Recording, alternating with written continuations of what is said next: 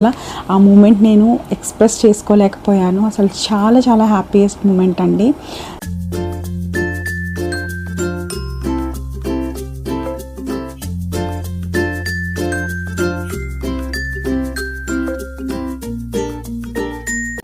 Hello guys, welcome back to my channel Gajulavari garage. ఎలా ఉన్నారండి? బాగున్నారా? నేనైతే బాగానే ఉన్నానండి. ఈరోజు మీ ముందుకి డెలివరీ వ్లాగ్తో వచ్చేస్తున్నాను.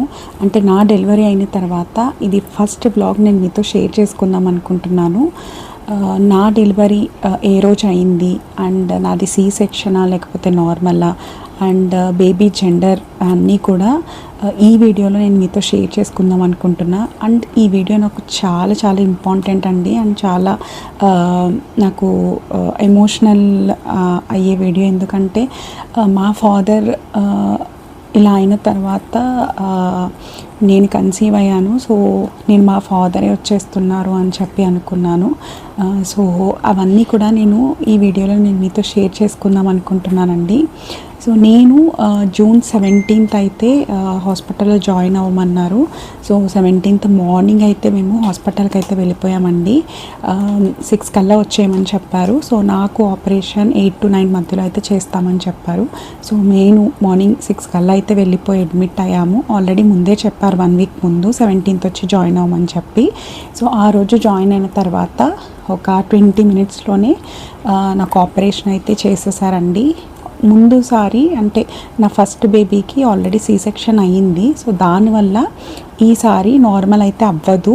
సో కార్పొరేట్ హాస్పిటల్స్లో అయితే మీకు ఛాన్స్ ఉంటుంది, 24/7 డాక్టర్స్ అవైలబుల్ ఉంటారు కాబట్టి. సో ఇక్కడ అయితే కుదరదు అని చెప్పారు. సో మేము ఆల్రెడీ సి సెక్షన్ అనే అనుకున్నాం. సో ఇంకా సి సెక్షన్కి అయితే వెళ్ళిపోయామండి. సో 17th అయితే నాకు డెలివరీ అయింది. జూన్ 17th సి సెక్షన్ అయితే అయిందండి, నార్మల్ అయితే కాదు. అండ్ బేబీ జెండర్ వచ్చేసి మీకు ఆల్రెడీ తెలిసిపోయి ఉంటుంది, ఇట్స్ బేబీ బాయ్ అండి. ఫస్ట్ కూడా బాయే నాకు. సో సెకండ్ టైము నాకైతే బాయే కావాలని చెప్పి ఉంది. ఎందుకంటే ఇలా అయిన తర్వాత మా డాడీ వస్తున్నారు బ్యాక్ అని ఉంటాయి కదా. సో కొంచెం నమ్మకం అలాగా. సో ఇంకా మా డాడీయే వచ్చేసారనుకుని నేనైతే ఫీల్ అయ్యాను. సో ఈవెన్ గర్ల్ అయినా ప్రాబ్లం లేదు, బట్ నాకైతే బేబీ బాయ్ అయితే బాగుండు అనిపించింది. సో దేవుడు నాకు ఒక మంచి గిఫ్ట్ అయితే ఇచ్చేసాడు. ఇంకొచ్చేసి డెలివరీ అయిన 5 days అయితే హాస్పిటల్లో అయితే ఉన్నానండి. నేను మళ్ళీ సాటర్డే అయితే డిశ్చార్జ్ అయ్యాను. సో నేను జాయిన్ అయింది వెడ్నెస్డే జాయిన్ అయ్యానండి. సో సాటర్డే అయితే నన్ను డిశ్చార్జ్ అయితే చేసేసారు. సో చేసి వచ్చిన తర్వాత సో పురిటి స్థానం అవన్నీ అంటారు కదా, అవన్నీ కూడా అయిపోయాయి. సో 7 daysకి అయితే మేము చేసుకుంటాం. సో మా అత్తయ్య గారు వాళ్ళ అయితే ప్రకారం సో 7 daysకి పురిటి స్థానం అవన్నీ కూడా అయిపోయిన తర్వాత ఈ వ్లాగ్ అయితే ఒకరోజు షూట్ చేశాను. మేబీ ఈ వీడియో వచ్చేసరికి మీరు ఆల్రెడీ మా బేబీ జెండర్ అయితే తెలిసిపోయే ఉంటుంది. సో మీకు ఒక ఇన్ఫర్మేషన్ వీడియో లాగా, లేకపోతే నన్ను బ్లెస్ చేసిన వాళ్ళందరికీ కూడా థ్యాంక్స్ చెప్పడం కోసం నేను ఈ వీడియో అయితే ప్రత్యేకంగా చేస్తున్నానండి. ఇంకొకటి ఏంటి అంటే మా ఫాదర్ సెప్టెంబర్ 20th అయితే ఇంట్లో నుంచి బయటకు వెళ్ళారంటే హాస్పిటల్లో జాయిన్ చేశాము. అది సాటర్డే వచ్చింది. సో మా బాబుని మళ్ళీ ఇంటికైతే తీసుకొచ్చాము. జూన్ 20th అయితే మా బాబుని అయితే ఇంటికి తీసుకొచ్చామండి. సో ఇవన్నీ కూడా చూసుకున్నా సరే సేమ్ సాటర్డే రోజు అయితే మా బాబు అయితే ఇంటికి తీసుకొని వచ్చాము. సో ఇవన్నీ చూసినట్టయితే అన్నీ కూడా చాలా కోఇన్సిడెన్స్ ఉన్నాయండి. సో నాకైతే చాలా హ్యాపీ అనిపించింది. సో ఎప్పుడైతే డెలివరీ అయిన తర్వాత సో డాక్టర్ చెప్తారు కదా, సో చెప్పినప్పుడు నాకు మీకు మళ్ళీ బాయ్ అని చెప్పినప్పుడు నాకు అసలు ఆ మూమెంట్ నేను ఎక్స్ప్రెస్ చేసుకోలేకపోయాను. అసలు చాలా చాలా హ్యాపీయెస్ట్ మూమెంట్ అండి. సో నన్ను బ్లెస్ చేసిన ప్రతి ఒక్కరికి చాలా చాలా థ్యాంక్స్. అండ్ అలానే ఈ వీడియోలో నేను మీకు ఏమైతే పథ్యం చేస్తున్నాను అంటే బాలింత్రాల పథ్యం అంటారు కదా, అది ఏం చేస్తున్నానో, ఈ డేలో ఏం చేశానో ఆ వీడియో కూడా చిన్న క్లిప్స్ అయితే యాడ్ చేశానండి. సో ఎండ్ వరకు చూడండి. చూసి నచ్చితే మన ఛానల్ని లైక్ చేయండి, షేర్ చేయండి, అలానే సబ్స్క్రైబ్ చేసుకోండి. ఇది మార్నింగ్ బ్రేక్ఫాస్ట్ వచ్చేసి 2 breads అయితే తింటున్నానండి.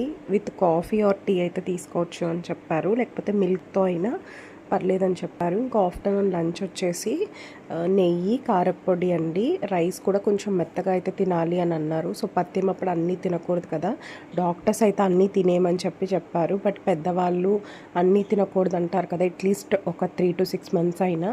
సో నేను పత్యం అయితే చేస్తున్నానండి. సో కారప్పొడి నెయ్యితో అయితే నా లంచ్ అయితే కంప్లీట్ చేసుకున్నాను. సో డైలీ మ్యాక్స్ కారప్పొడి, ఆనపకాయ కర్రీ అండ్ బీరకాయ ఫ్రై ఇలాంటివి ఉంటున్నాయి. ఇంకా నైట్ వచ్చేసి కొన్ని డేస్ అయితే నేను టిఫిన్ అయితేనే తిన్నానండి. అంటే మార్నింగ్ బ్రేక్ఫాస్ట్ టిఫిన్ తింటున్నా, లేదు అంటే రస్క్ కానీ బ్రెడ్ కానీ తింటున్నా. ఈరోజు వ్లాగ్ షూట్ చేస్తున్నాను కదా, ఆ రోజు అయితే నేను నైట్ అయితే బీరకాయ కర్రీ వేసుకొని కొంచెం రైస్ అయితే తిన్నాను. అంటే తర్వాత కర్డ్ రైస్ కూడా కొంచెం తిన్నానండి. సో పాలు పడడానికి కర్డ్ రైస్ లేకపోతే బటర్ మిల్క్ అలాంటివి అయితే తాగమని చెప్తున్నారు. సో ఇంకా ఆఫ్టర్నూన్ ఆ రోజు పడుకోకుండా, అన్నం తిన్న తర్వాత పడుకోకూడదంట. సో ఇక్కడ మా బాబుకి నలుగు పెట్టడానికి సున్నిపిండి అయితే తయారు చేస్తున్నాను. సో దానికి ఇక్కడ పొట్టు పెసరపప్పు ఉంటుంది కదా, సో దాన్ని ఒక 100 grams అయితే తీసుకున్నానండి. దాంట్లోకి ఒక 3 to 4 tablespoons బియ్యం అయితే వేసి కొంచెం లైట్గా రోస్ట్ చేసుకున్నాను. అంటే జస్ట్ ఫ్రై చేశాను. తర్వాత దాన్ని అయితే పౌడర్ కింద అయితే ఇలాగా మిక్సీ పట్టేసి కొంచెం బరకగా ఉండేలాగే చూసుకున్నా. సో నన్ను ఇలానే సపోర్ట్ చేస్తారని మనస్ఫూర్తిగా కోరుకుంటున్నా. Thank you so much for watching my videos.